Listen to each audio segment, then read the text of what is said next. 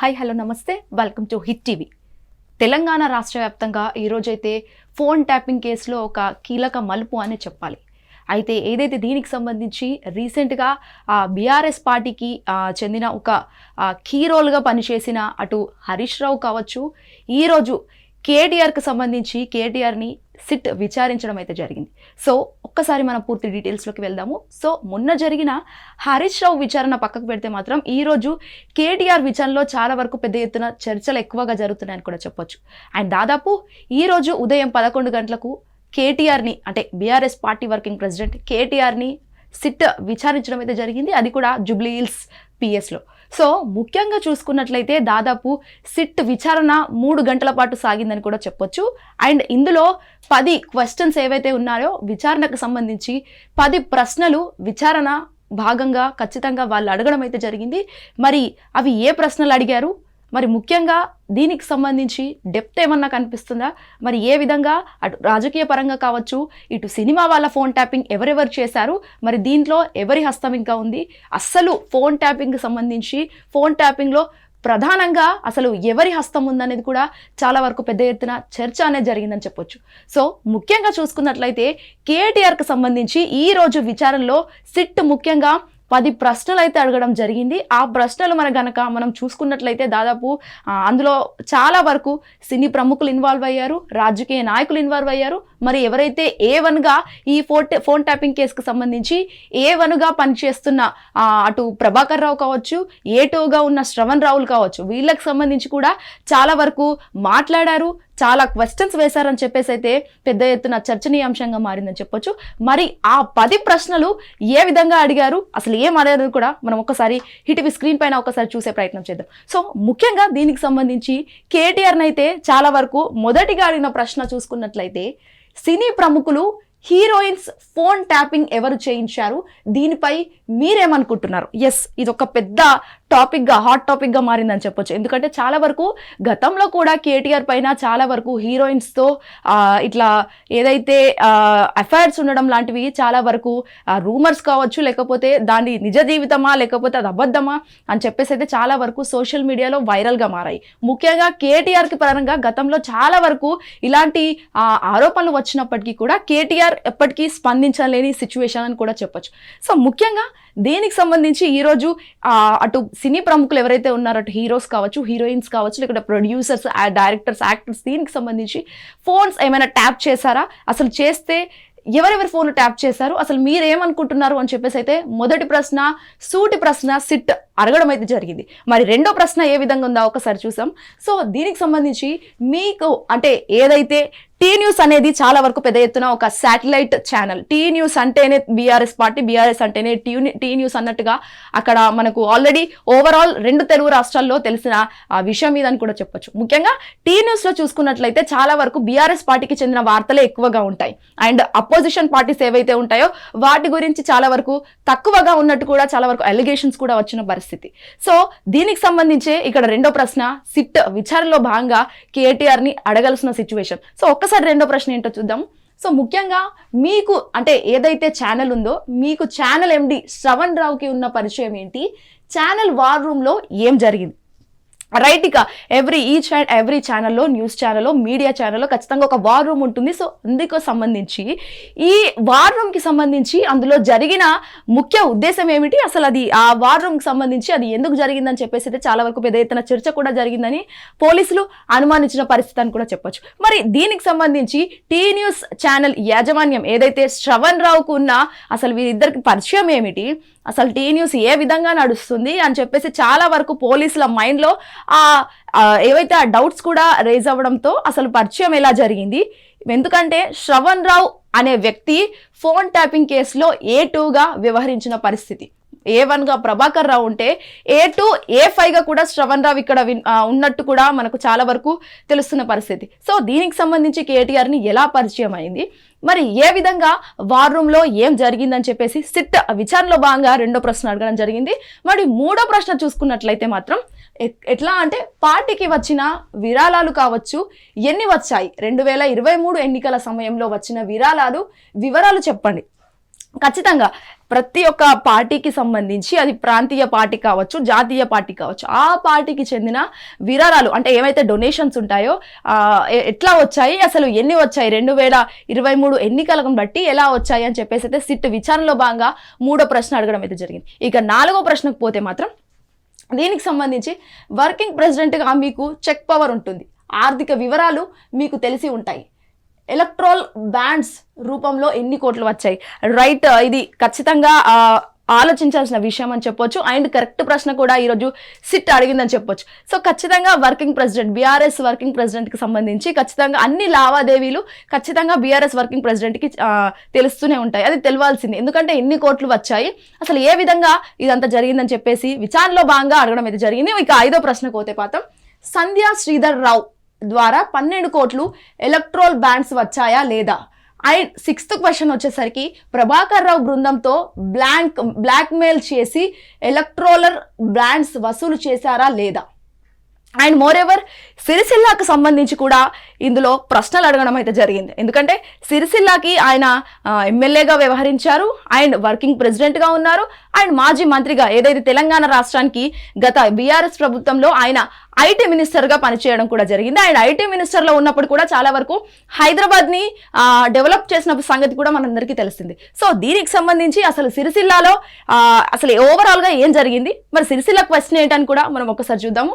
So సిరిసిల్లాలో war room ఏర్పాటు ఎందుకు చేశారు, అక్కడ వార్ రూమ్లో జరిగిన వ్యవహారాలు ఏమిటి. రైట్, అసలు ఆల్రెడీ మీడియా ఛానల్స్లో ఉన్న వార్ రూమ్స్ అండ్ ప్రైవేట్ ఏదైతే ఉందో ఆ ప్రైవేట్ ఏదైతే దీనికి సంబంధించిన ప్రైవేట్ రూమ్స్ కావచ్చు, లేకపోతే బిల్డింగ్స్ కావచ్చు, ఈచ్ అండ్ ఎవ్రీ ఆర్గనైజేషన్ ఒక వార్ రూమ్ ఉంటుంది. ఆ వార్ రూమ్కి సంబంధించి అసలు ఎందుకు సిరిసిల్లాలో మాత్రమే, అంటే ఎక్కడా లేని వార్ రూమ్స్ ఓన్లీ సిరిసిల్లాలో ఉన్నాయంటే సిరిసిల్లాకి సంబంధించి మరి వార్ రూమ్ అందులో ఎందుకు, అసలు ఫోన్ ట్యాపింగ్కి వార్ రూమ్కి సంబంధం ఏమిటి, ఆ వార్ రూమ్లో ఏం మాట్లాడాలనేది కూడా చాలా వరకు పెద్ద ఎత్తున ఆలోచించాల్సిన అంశం అని కూడా మనం చెప్పుకోవచ్చు.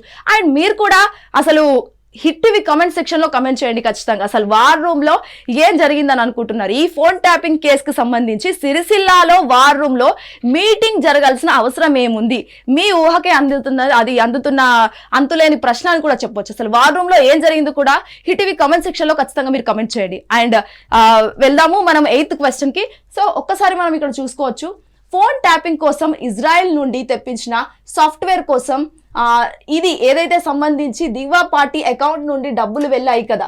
సో చాలా వరకు ఫోన్ ట్యాపింగ్కి సంబంధించి నేషనల్ అండ్ ఇంటర్నేషనల్ ఏదైతే దీనికి సంబంధం ఒక ఇజ్రాయెల్ అనేది ఒక వరల్డ్స్ బిగ్గెస్ట్ కంట్రీ అని చెప్పుకోవచ్చు ఇన్ ఎకనామీ. ఎందుకంటే గత ఏదైతే ఉందో కొన్ని రాష్ట్రాలతో కావచ్చు, కొన్ని దేశాలతో పోల్చుకుంటే, ముఖ్యంగా కొన్ని కంట్రీస్తో పోల్చుకుంటే ఇజ్రాయెల్ అనేది చాలా వరకు పెద్ద ఎత్తున ఇన్కమ్ కలిగిన కంట్రీ. చాలా వరకు ఇటు డాలర్స్ కావచ్చు, లేకపోతే ఇటు రూపీస్కి సంబంధించి కంపేర్ టు ఇజ్రాయెల్ చాలా వరకు ఇజ్రాయెల్ అనేది ఎకనామిక్గా చాలా వరకు అది డెవలప్ అయిన కంట్రీ కాబట్టి. సో ఇజ్రాయెల్ నుంచి ఏమైనా ఫోన్ ట్యాపింగ్కి సంబంధించి డబ్బులు వచ్చినాయా, లేకపోతే ఆ డబ్బుల విషయంలో ఏదైనా జరిగి ఉంటుందా అనేది కూడా చాలా వరకు పోలీసుల విచారణలో ముఖ్యంగా ఇలాంటివి తెలుసుకోవడానికి చాలా ఆతృతగా ఫీల్ అవుతుంటారు. అటు ఎవరైనా కానీ, అటు బిజినెస్ అనలిస్టులు కావచ్చు, పోలీసులు కావచ్చు. అసలు ఏ విధంగా ప్రతిపక్షాలు కూడా ఈరోజు చాలా వరకు అటు బీజేపీ పార్టీ నుంచి బండి సంజయ్ కూడా చాలా వరకు కేటీఆర్ని ఇట్లా కొన్ని ఆరోపణలు చేశారు. నిన్న మొన్నటి దాకా హరీష్ రావుకు మద్దతు ఇచ్చిన ఆయన ఈరోజు కొడుకు సంబంధించి అంటే ఏదైతే కేసీఆర్ మాజీ కొడుకు అని చెప్పేసి కొన్ని మాటలు అనడం జరిగింది. కేసీఆర్ ముద్దుల కొడుకు, కేసీఆర్ సుపుత్రుడు, కేసీఆర్ కొడుకు అని చెప్పేసి చాలా వరకు కూడా ఆయన మాట్లాడడం జరిగింది. ఇలాంటి అంటే సెటారికల్లా ఆయన మాట్లాడడం, ఆయన దట్టు మొన్న ఏదైతే కేంద్ర మంత్రి బండి సంజయ్కి సంబంధించి హరీష్ రావుకు మద్దతుగా మాట్లాడి ఈరోజు కేటీఆర్కి ఇలా ఏదైతే దీనికి సంబంధించి చాలా వరకు ఇరిటేషన్గా మాట్లాడి సెటారికల్గా మాట్లాడడం కూడా జరిగిందని కూడా చెప్పొచ్చు. అండ్ 9th క్వశ్చన్కి వెళ్తే మాత్రం 2023 ఎన్నికల సమయంలో అప్పటి పిసిసి అధ్యక్షుడు ప్రస్తుత సీఎం రేవంత్ రెడ్డి ఆయన కుటుంబ సభ్యులు ఫోన్ ట్యాపింగ్ పై మీరేమి చెప్తారు. రైట్, ఒక ఎట్లా అంటే ఒక మంచి ప్రశ్న అని కూడా చెప్పొచ్చు. సో దీనికి సంబంధించి ఏదైతే కాంగ్రెస్ టీపీసీసీ అధ్యక్షుడు అంటే 2023 ఎన్నికల్లో జరిగినప్పుడు ఆ ఎన్నికలకు సంబంధించి 2023లో దాదాపు తెలంగాణ మాత్రమే, అంటే బీఆర్ఎస్ పార్టీ మాత్రమే, అక్కడ తెలంగాణలో బీఆర్ఎస్ పార్టీ మాత్రమే విజయం సాధించింది 2023 ఎన్నికల్లో.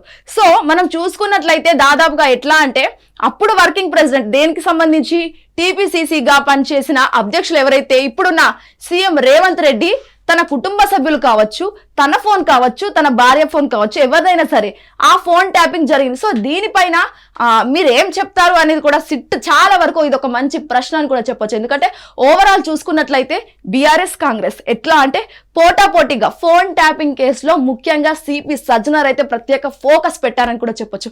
ఆయన ట్విట్టర్ ద్వారా కూడా హరీష్ రావు అయిపోయిన తర్వాత ఖచ్చితంగా కేటీఆర్ ని కూడా మేము విచారణ చేస్తామని చెప్పేసి ఆయన మాట్లాడారు. ఈ రోజు అది జరిగింది కూడా. సో దీనికి సంబంధించి ఇటు ఎవరైతే సీఎం రేవంత్ రెడ్డికి ఫోన్ ట్యాపింగ్ చేశారా అండ్ వాళ్ళ కుటుంబ సభ్యులు చేశారు కదా, మరి దీని గురించి ఏం చెప్తారు అంటే మరి ఏ విధంగా అక్కడ కేటీఆర్ సమాధానం ఇచ్చారా లేదా అని పక్కన పెడితే మాత్రం ఈ విధంగా చూసుకున్నట్లయితే మాత్రం మాకేం పని చేస్తాం అంటే ఇదే ఒక లొట్టపీస్ కేసు ఆల్రెడీ ఆయన చెప్పడం కూడా జరిగింది. ఏదైతే కేటీఆర్ కు సంబంధించి మొన్న పెట్టిన హరీష్ రావు గురించి సిట్ విచారణకు సంబంధించి పెట్టిన ఏదైతే కేసీఆర్ పెట్టిన అటు కేటీఆర్ పెట్టిన ప్రెస్ మీట్ లో కావచ్చు, ఆ ప్రెస్ మీట్ కి సంబంధించి ఆయన మాట్లాడారు. ఇది ఒక లొట్టపీసు కేసు, సిట్టా చిట్టియా అన్నట్టుగా ఆయన మాట్లాడడం కూడా జరిగింది. సిపి సజ్జనర్ పైన కూడా చాలా వరకు సెటారిక్ గా మాట్లాడి కామెడీగా మాట్లాడి కూడా చాలా ఆయన కొన్ని ఆరోపణలు వ్యక్తం చేస్తున్న పరిస్థితి కూడా కనిపిస్తుందని చెప్పొచ్చు. అండ్ మోర్ ఎవర్ ఇటు చూసుకున్నట్లయితే అసలు నిజంగా ఫోన్ ట్యాప్ చేసిన సిచ్యువేషన్ పక్కన పెడితే మాత్రం ఖచ్చితంగా సిపి సజ్జనర్ అయితే ఆయన మాట్లాడడంతో ఎట్లా అంటే సిపి సజ్జనర్ నువ్వు కాంగ్రెస్ కండువా కప్పుకో, సిపి సజ్జనర్ కావాలనే ప్రభుత్వానికి వ్యతిరేకంగా అడగకుండా అంటే ప్రభుత్వాన్ని దృష్టిలో పెట్టుకొని కాంగ్రెస్ పార్టీకి సపోర్ట్ చేస్తూ నువ్వు అడుగుతున్నావే తప్ప అసలు ఫోన్ ట్యాపింగ్ కేసులో ఉన్న వర్షన్ ఒక పోలీస్ ఆఫీసర్ గా నువ్వు అడగట్లేదు అని చెప్పేసి సంచలనంగా కేటీఆర్ కూడా మాట్లాడడం అయితే జరిగింది. అండ్ దీనికి సంబంధించి మరీ ముఖ్యంగా అసలు రేవంత్ రెడ్డి ఫోన్ ట్యాపింగ్ అంటే రేవంత్ రెడ్డి ఫోన్ ట్యాప్ చేశారా, వాళ్ళ కుటుంబ సభ్యులు ట్యాప్ చేశారా అనేది కూడా చాలా వరకు పెద్ద ఎత్తున ఇది ఒక చర్చనీయాంశంగా మారిందని చెప్పొచ్చు. సో ఫైనల్ క్వశ్చన్ లాస్ట్లీ ఏదైతే 10th క్వశ్చన్ ప్రణీత్ రావు, ప్రభాకర్ రావు, రాధాకిషన్ రావుతో మీరు ఎన్నికల సమయంలో వాట్సాప్ సిగ్నల్ యాప్స్ ద్వారా ఎన్నిసార్లు ఎందుకు మాట్లాడారు? రైట్, మనం చూసుకోవచ్చు ఎవరైతే A1 గా ఫోన్ ట్యాపింగ్ కేసుకి సంబంధించి ఎవరైతే A1 గా పనిచేసిన ప్రభాకర్ రావు, A2 గా పనిచేసిన ప్రణీత్ రావు మరియు ఎవరైతే ఉన్నారో వీళ్ళు వాట్సాప్ ద్వారా అంటే వివిధ రకాల సిగ్నల్స్ కి సంబంధించి అటు వాట్సాప్ కావచ్చు అండ్ ఫేస్బుక్ కావచ్చు లేకపోతే ట్విట్టర్ అన్నిటికి సంబంధించి వాళ్ళన్న ఫోన్ చాట్స్ కూడా అవి ఉన్న పరిస్థితి కూడా కనిపిస్తున్న పరిస్థితి. సో దీనికి సంబంధించి అసలు ఆయన ఏ విధంగా ఎన్నికల సమయంలో వాట్సాప్ సిగ్నల్ యాప్స్ ద్వారా ఎన్నిసార్లు ఎందుకు మాట్లాడారు? Right question. ఎందుకంటే ఈ ఎలక్షన్ కు సంబంధించి 2023 ఎలక్షన్ కు సంబంధించి ఆయన ఏ విధంగా మాట్లాడారు, అసలు ఎందుకు అన్నిసార్లు ఫోన్ చేసి మాట్లాడాల్సి వచ్చింది అనేది కూడా చాలా వరకు పెద్ద ఎత్తున ఇది ఒక కీలక అంశం అని కూడా చెప్పొచ్చు. ఈ సిట్ విచారణలో ముఖ్యంగా CM Revanth Reddy phone tap చేశారా అండ్ ఎవరైతే ఫోన్ ట్యాపింగ్ కేసుకు సంబంధించి అటు A1 గా ప్రభాకర్ రావు అండ్ A2 ప్రణీత్ రావులకు ఏదైతే సంబంధించి వీళ్ళ ముగ్గురు వద్దగా ఎక్కువగా ఈ ఫోన్ ట్యాపింగ్ కేసు అనేది ఎక్కువగా నడుస్తుందని కూడా చెప్పొచ్చు. ఈ 10 ప్రశ్నలను బేస్ చేసుకొని ఈ రోజు 3 గంటల పాటు దాదాపు సిట్ విచారించడం అయితే జరిగింది. సో ఈ విచారణలోనే భాగంగా చాలా వరకు పెద్ద పెద్ద అంశాలు కూడా బయటకు వస్తాయని కూడా చెప్పొచ్చు. మరి ఏ విధంగా కేటీఆర్ సమాధానాలు ఇచ్చేది అనేది కూడా చాలా వరకు హాట్ టాపిక్ గా మారింది. ఒకవేళ కేసీఆర్ అన్నిటికి కూడా కేటీఆర్ కు సంబంధించి మాట్లాడుంటే అండ్ కేటీఆర్ ఇవన్నిటికి కూడా సంబంధించి మాట్లాడుంటే లేకపోతే హరీష్ రావు లానే ఇది ఒక లొట్టపీస్ కేసు లేకపోతే ఇదంతా అవసరం లేదు మాకు అని చెప్పేసి ఆయన సెటారిక్ గా మాట్లాడి ఉంటే చాలా వరకు ఇంకా ఇవన్నీ కూడా బయటికి రాని అంశాలని కూడా చెప్పొచ్చు. ఇన్ కేస్ ఒకవేళ ఆయన సరైన సమాధానాలు ఇచ్చి మాకు హరీష్ రావు లాగానే మాకు ఈ ఫోన్ ట్యాపింగ్ తో ఎలాంటి సంబంధం లేదు, అసలు నన్ను ఎందుకు ఇన్వాల్వ్ చేస్తున్నారు అని చెప్పేసి ఆయన మాట్లాడేది ఉంటే ఇవేవి జరగపో అసలు చాలా వరకు అందరూ ఈగర్లుగా వెయిట్ చేస్తున్నారు. Eagerly they are waiting everyone, అటు బీఆర్ఎస్ కావచ్చు మరి బీజేపీ కావచ్చు కాంగ్రెస్ పార్టీ కావచ్చు, ఈ 3 పార్టీలు ఏవైతే ఉన్నాయో అవన్నీ కూడా ఈగర్లీ వెయిట్ చేస్తున్నాయి. ఎందుకంటే ఎలాంటి ఆన్సర్స్ ఇచ్చారు ఈ క్వశ్చన్స్ వాళ్ళు అడిగారు, బట్ ఆన్సర్స్ ఇంకా రాలేదు.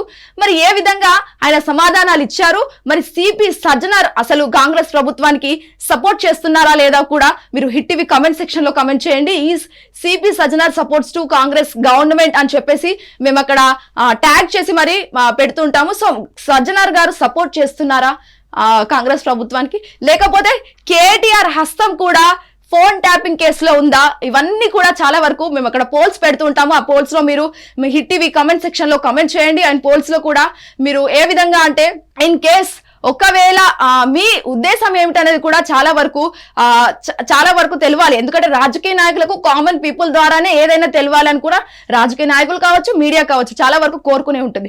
మరి ఏ విధంగా ఈ సిట్ విచారణ అనేది కొనసాగుతుంది కూడా ఇంకా చూడాల్సిన పరిస్థితి కనిపిస్తుంది. మరి ఇంకా మరిన్ని కీలక అంశాలు కూడా బయటపడే అవకాశం కూడా కనిపిస్తుంది. హిట్ టీవీ యాప్, ఇందులో short news, live news, entertainment shows, movies, digital magazines తో పాటు మీ జిల్లా వార్తలను కూడా ఫ్రీగా చూడొచ్చు. ఇంకెందుకు ఆలస్యం, వెంటనే హిట్ టీవీ యాప్ ని డౌన్లోడ్ చేసుకుని ఫ్రీగా ఎంటర్టైన్మెంట్ పొందండి. Hit TV app. Hit TV app. Please download hit TV app. Hit TV app ని ఫ్రీగా డౌన్లోడ్ చేసుకుని ఎంజాయ్ చేయండి. మీకు నచ్చిన ఎంటర్టైన్మెంట్ కోసం హిట్ టీవీ యాప్ ని ఫ్రీగా డౌన్లోడ్ చేసుకుని ఎంజాయ్ చేయండి. హిట్ టీవీ యాప్ ని డౌన్లోడ్ చేసుకుని ఆస్వాదించండి, ఆశీర్వదించండి. ఇంతమంది సెలబ్రిటీలు హిట్ టీవీ యాప్ ని డౌన్లోడ్ చేసుకోండి అని చెప్తున్నారంటే ఎంత మంచి యాప్ ఆలోచించండి. అమెరికా అమెరికా అమెరికా అమెరికాలో చదవాలనుకునే వాళ్ళకి విశ్వసనీయమైన పేరు మన శౌర్య కన్సల్టెన్సీ. UK లో 1 year masters, UK లో 1 year masters, 2 years work permit up to 5 years visa. Contact Saurya Consultancy. Contact 89851 89851.